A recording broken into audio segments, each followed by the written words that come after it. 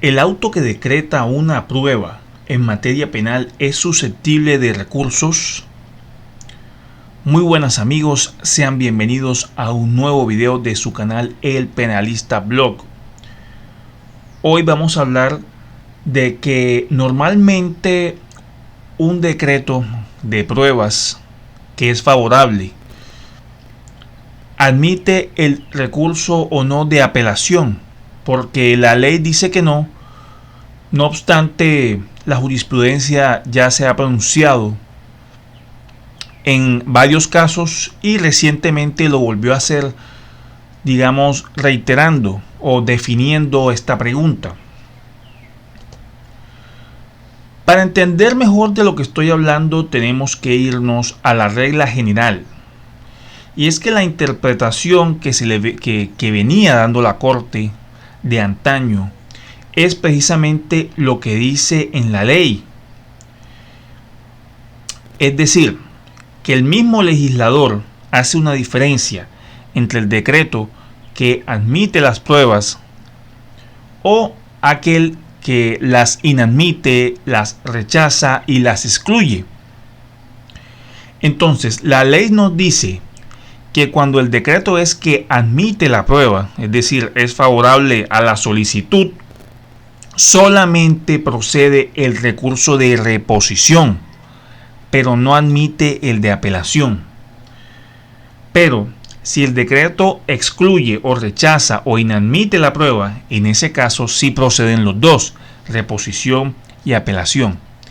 Esa es la regla general. No obstante, la Corte Suprema se había pronunciado y había dicho que si el tema era la ilicitud de la prueba, que recordemos que es una prueba que se consigue violando derechos fundamentales, cuando lo que se debata es este tema tan delicado que tiene que ver con los derechos humanos, pues ahí sí no importa la regla, ya sea de admisión o de inadmisión o de rechazo, pues cuando se hable de este tema de la ilicitud, para ser más exactos, pues como es un tema tan delicado, igual van a proceder tanto el recurso de apelación y el recurso de reposición. Es decir, sin distinguir. Aquí es por la materia que, repito, es muy delicada, porque hablamos de la ilicitud del medio de prueba. No obstante, la conclusión no es clara, o parece no serlo, ya que la jurisprudencia, inclusive en una misma providencia, coloca dos frases que en principio parecerían contradictorias, o tendríamos que, en virtud de principios de interpretación, tratar de darle un sentido, una finalidad y una interpretación armónica.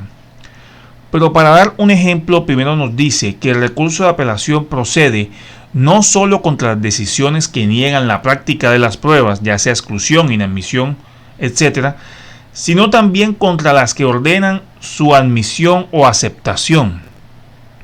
Y después, párrafos más abajo, ahí mismo nos dice la Corte que solo tendrá vocación impugnatoria el sujeto procesal que ha pretendido en audiencia preparatoria que la prueba con cuyo decreto está inconforme sea rechazada, excluida o inadmitida.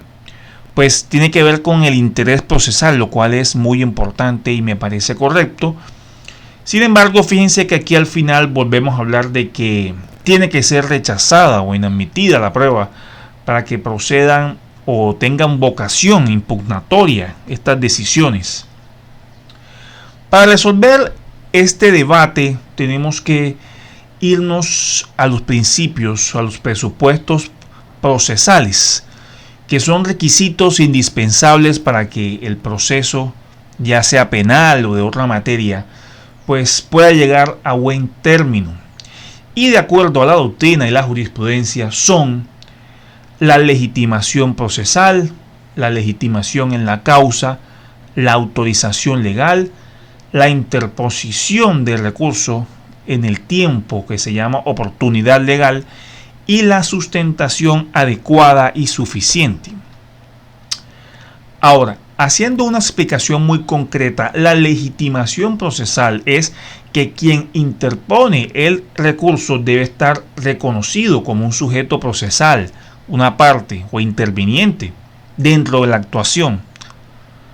La legitimación en la causa o interés jurídico para recurrir es que la parte que vaya a presentar su recurso haya sufrido un daño o un perjuicio concreto con la decisión. De tal forma que si la decisión cuestionada, que él quiere recurrir, lo beneficia o acoge su postura, pues no tiene interés jurídico en la causa, quedando deslegitimado para pretender la revisión de la providencia. Este tema es muy importante porque realmente es un criterio indispensable que utilizan los magistrados en materia de recursos y es definir ese interés jurídico para recurrir. Es decir, analizar cuál era su pretensión, va a contrastarla con la decisión que tomó el juez y a partir de ahí se debe analizar si sufrió un perjuicio con la decisión y va a tener que argumentarlo indudablemente para poder convencer que procede el recurso. Debe haber una autorización legal, es decir, la facultad que otorga la ley para atacar o controvertir una decisión, lo cual es también muy lógico. Y aquí hay como una combinación de los que vimos anteriormente que debe imponerse en la oportunidad legal, no dejes de ser los tiempos legales. Y debes tener una sustentación adecuada y suficiente que demanda coherencia conceptual, la petición, la decisión y la impugnación. Ahora, otro argumento que necesitamos para resolver este debate son principios constitucionales, derechos humanos, derechos fundamentales, debido proceso, como quieran llamarlo. Y uno muy importante es el principio de la doble instancia, que se encuentra en la Convención Americana de Derechos Humanos, en el Pacto Internacional de Derechos Civiles y Políticos, etc. Y también se encuentra en la Constitución Política. Son derechos fundamentales. Se encuentra en estos documentos, así como también se encuentra en la ley.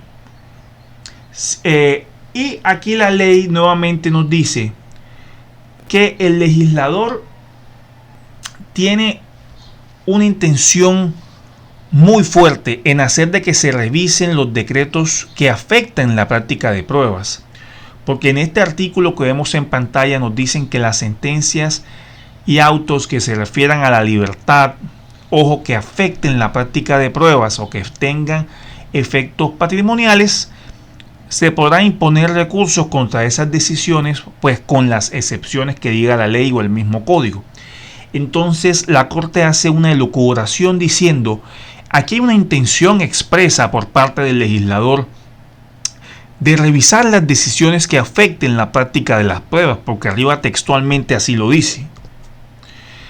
Luego entonces es necesario realizar una modulación, es decir, a pesar de que el legislador, digamos, fue tajante en decirle que hay dos casos, o se admite o no se admite la prueba, es decir, como esa falacia del falso dilema.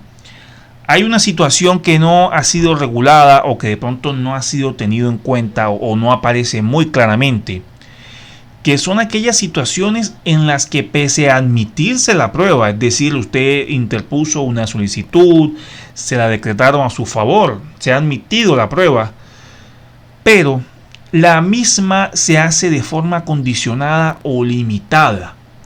Esto hace que la parte considera que sus intereses han sido vulnerados o afectados. Por ejemplo, admiten un testimonio, pero de pronto el juez en su admisión coloca de que el testigo no podrá referirse a determinado tema o no podrá incorporar determinado documento, evidencia, o no se podrán incorporar estipulaciones probatorias, etcétera. Es decir, le admiten la prueba, pero de alguna forma le cambian las reglas que usted pretendía o se la condicionan. Pues considera que su caso se ha visto afectado. Entonces ahí sí podrá interponer el recurso de apelación, a pesar de que la decisión fue de admitir la prueba formalmente hablando. en virtud de todo lo que ya dijimos de la Convención Americana de Derechos Humanos, los pactos de derechos humanos, la Constitución política, la misma ley, el principio de doble instancia, el debido proceso, como usted quiera llamarlo. Entonces, concluimos que si bien se ha considerado que contra la decisión que admite el decreto de la prueba no procede la apelación, esta regla debe ser entendida frente a aquellos eventos en que la admisión del medio probatorio es puro y simple, es decir, no ocasiona ningún perjuicio para la parte interesada en su realización. En tal evento se carece de interés jurídico para recurrir, pues no se ha sufrido un daño, perjuicio o concreto con la decisión. Entonces, si la admisión fue pura y simple, es decir, no le cambiaron las reglas, no le condicionaron su prueba, pues no procederá el recurso de apelación. Pero si pese a que se admite la prueba y repetimos, esta se hace provocando un perjuicio injustificado que la parte interesada estima injustificado, en tal evento surge el derecho a su impugnación, con el recurso de apelación como garantía constitucional a depurar el debate probatorio, porque recordemos que la revisión o la segunda revisión por parte de un superior funcional o jerárquico hace parte también de depurar el debate probatorio, que puede incluso comprometer la vida del proceso en el futuro. Precisamente por eso se busca depurar. Entonces, y en correspondencia con los principios que ya mencionamos, pues toda esta decisión, dice la Corte, que privilegia los derechos constitucionales, los principios, los fines, por ejemplo, la aproximación racional a la verdad, la recta aplicación del derecho material, cuando hay de por medio la obligación de proteger derechos superiores o intereses superiores como los de los niños, niñas y adolescentes, y todo lo demás que ya ustedes ven en pantalla y ya conocen. Entonces, en síntesis y ya para terminar, si hay rechazo, ilicitud o inadmisión de pruebas, pues se admite el recurso de apelación. Si le decretan la prueba o se admite la prueba de forma pura y simple, no admite recurso de apelación. Pero si el decreto de la prueba se hace con una variación, con un condicionamiento que usted considera que le causa un perjuicio que obviamente debe ser injustificado porque va a tener que argumentarlo, en esos casos se admite el recurso de apelación en virtud del derecho fundamental a la doble instancia. ¿Dónde aparece eso? Bueno, en pantalla pueden ver todas las fuentes. La número 1 fue la que más analizamos aquí. Sin embargo, se hace mención de todas las demás jurisprudencias que tienen que ver con este tema y que de pronto usted quiera estudiar.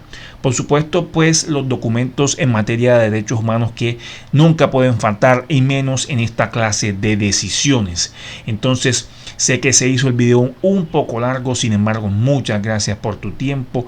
Like y suscríbete para más información. Yo dejo este video hasta aquí. Nos vemos en la próxima. Te mando un gran abrazo. Chao, chao.